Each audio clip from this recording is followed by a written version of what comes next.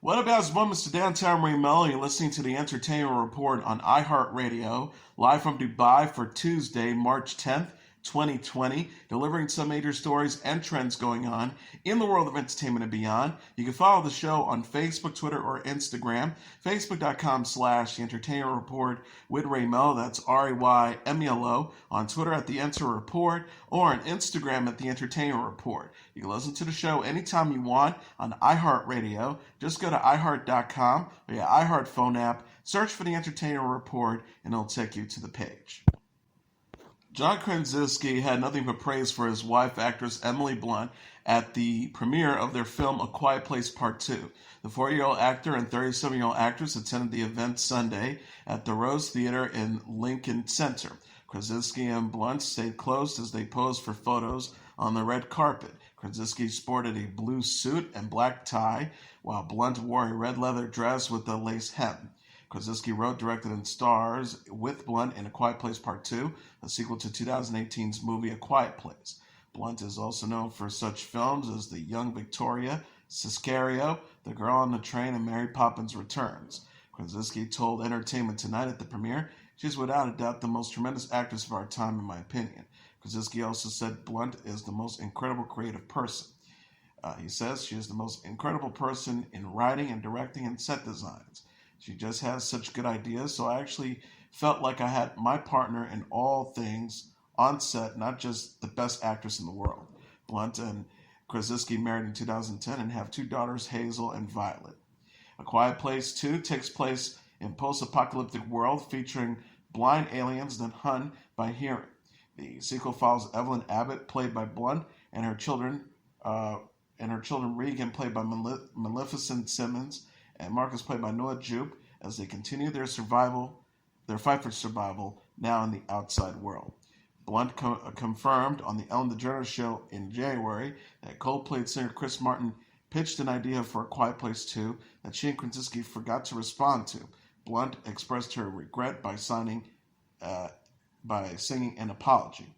A Quiet Place Part 2 opens in theaters March 20th.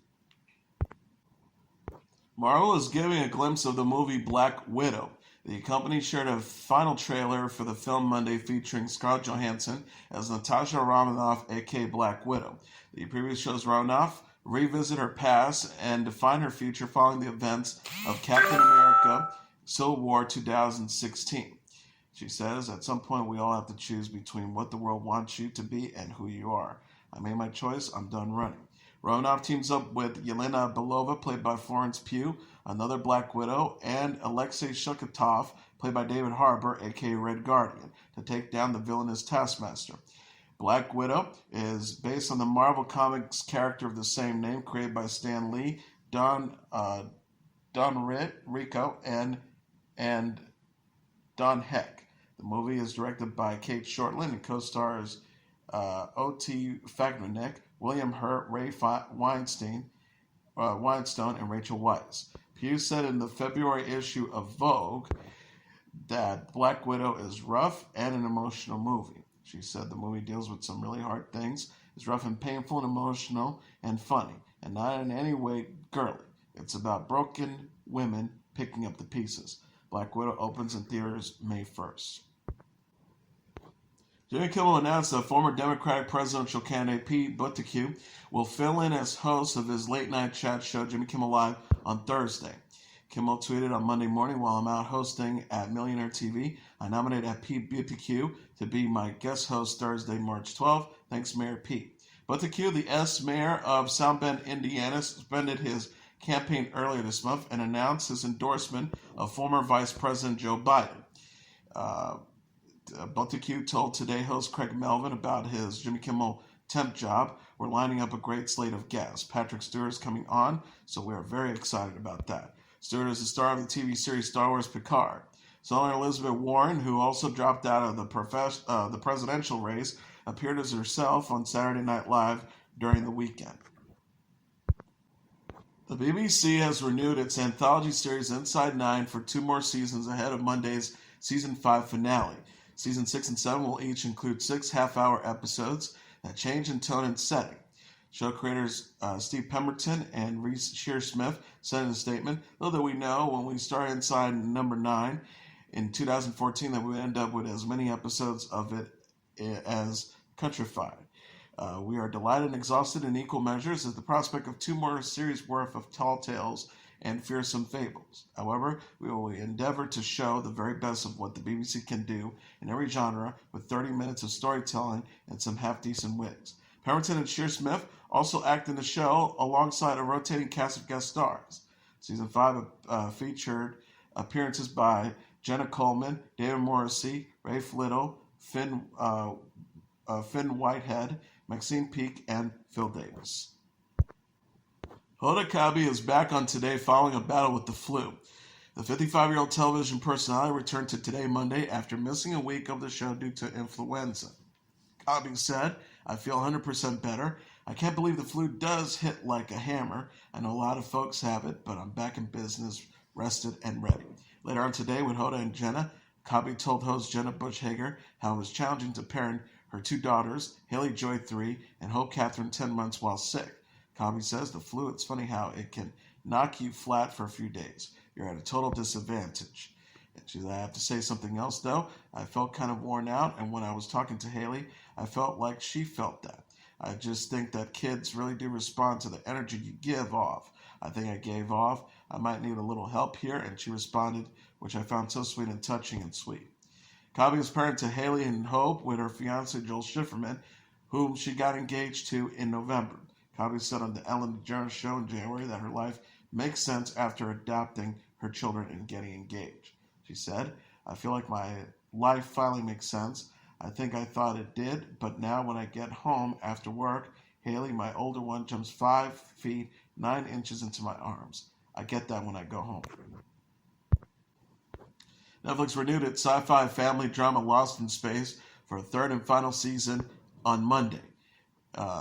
Executive producer showrunner Zach Estrin said in a press release, "From the beginning, we've always viewed this particular story of the Robinsons as a trilogy." He also says it's a 3-part epic family adventure with a clear beginning, middle, and end. It's also worth noting that with what these characters go through just trying to survive each episode, if anyone deserves to catch their breath before their next mission, it'll be Will, Penny, Judy, Maureen, John, Don West, Dr. Smith, and the robot, and of course, Debbie the chicken. The show stars Toby Stevens, Molly Parker, Maxwell Jenkins, Mina Sandwal, Taylor Russell, Ignacio Cerricho, and Parker Posey. It follows a group of Earth people on their way to colonize a new planet. Lost in Space 3 is expected to premiere in 2021. The Swedish-born French actor Max von Sydow has died. His wife Catherine announced Monday he was 90.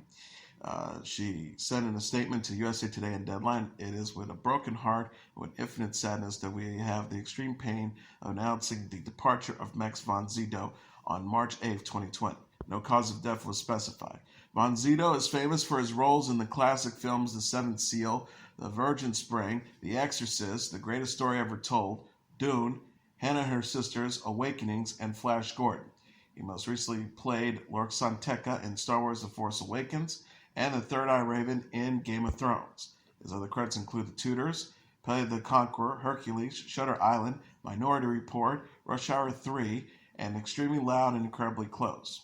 Celebrities fans praise Von Sydow on Twitter following the news of his death. Shaun of the Dead and Hot Fuzz writer-director Edgar Wright wrote, "Max von Sydow, such an iconic presence in cinema for 7 decades, it seems like he'd always be with us. He changed the face of international film with Bergman, played Christ, fought the devil, pressed the hot hail button, and was Oscar nominated for a silent performance, a god." Kevin Smith wrote, "The legendary actor who gave us both Brewmeister Smith and Ming the Merciless has finally laid down his king in the eternal chess match. Farewell, Max von Sydow. You are in many more respected movies than Strange Brew and Flash Gordon, but I loved you in those flicks first." Von Sydow was 90. Amanda Bynes and her fiancé Paul Michael have called it quits. E! News reported Sunday that Bynes and Michael split just 3 weeks after their announcement. Michael confirmed the split to In Touch magazine. He said, "We did split up. I love her, though. She's my best friend." Bynes and Michael went public with their relationship on Valentine's Day in February. Fans speculated the couple had split after Bynes deleted her photos of Michael on Instagram. Us Weekly said Sunday that Bynes is really upset about her split from Michael. Sources said the restrictions of the conversationship Bynes had been under since 2014 was an obstacle in the pair's relationship.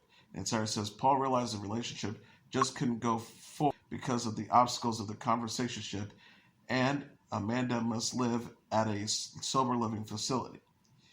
Bynes introduced Michael in a video in February after their engagement, calling Michael the best person. She says, "This is Paul, my fiance. I'm so lucky. As you can see, he's drop dead gorgeous. He's also the best person on the face of the earth." Bynes and Michael reportedly met in rehab. Bynes had been living in sober house since graduating from the Fashion Institute of Design and Merchandising in June. Bynes is an actress who came to fame on the Nickelodeon series All That. She most recently starred in the 2010 film Easy A. Singer-songwriter Bob Dylan is going on tour in 2020. The 78-year-old recording artist will perform on a U.S. tour featuring Nathaniel Rateliff and the Night Sweats and Hot Club of Cowtown in the summer. The tour begins June 4th in Bend, Oregon, and ends July 12th in Bethel Woods, New York. Tickets go on sale Friday at 10 a.m. local time, with pre-sale tickets available Thursday at 10 a.m. Rateliff confirmed the news in a tweet Monday. The post reads, "At N. Rateliff and the Night Sweats are pleased to announce that they will be joining at Bob Dylan this summer for a run of shows." Dylan will perform a series of shows in Tokyo, Japan in April and prior to the U.S. tour.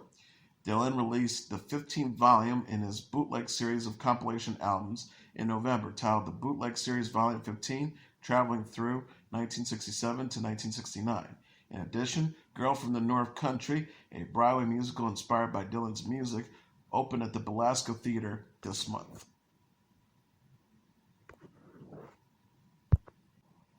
Led Zeppelin has scored a new win in its long-running copyright dispute over the 1971 song Stairway to Heaven.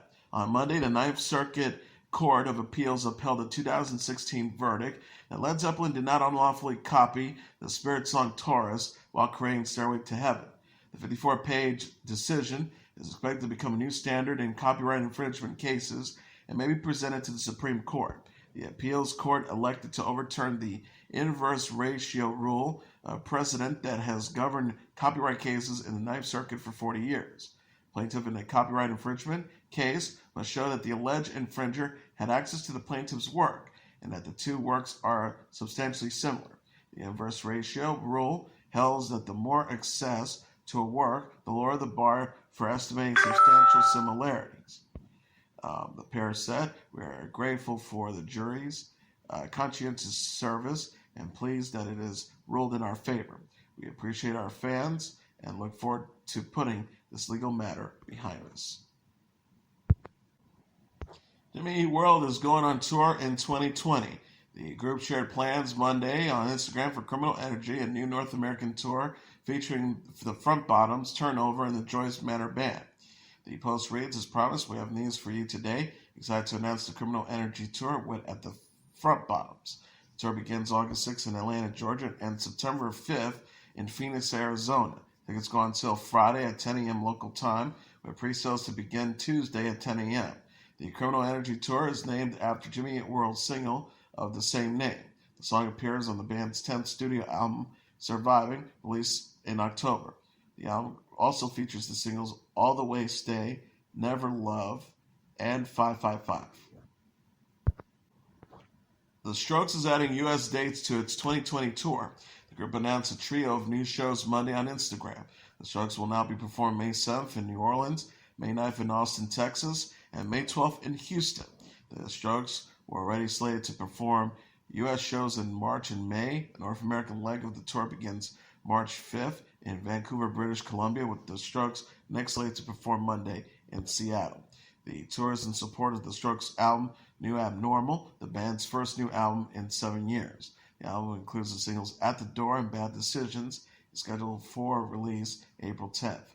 The Strokes will headline Shaky Neil's Festival in Atlanta in May as part of the tour. And as your entertainment report for Tuesday, March 10th, 2020, I'm your host, Mr. Downtown Ray Melo. I'll be back tomorrow to deliver some major stories and trends going on in the world of entertainment and beyond. You can follow the show on Facebook, Twitter, or Instagram. Facebook.com/The Entertainment Report with Ray Melo. That's RAYMELO. On Twitter at The Enter Report or on Instagram at The Entertainment Report. You can listen to this episode or any previous episodes of The Entertainment Report anytime you want on iHeartRadio. Just go to iHeart.com or your iHeart phone app. Search for The Entertainment Report, and it'll take you to the page. Good night, and God bless you all.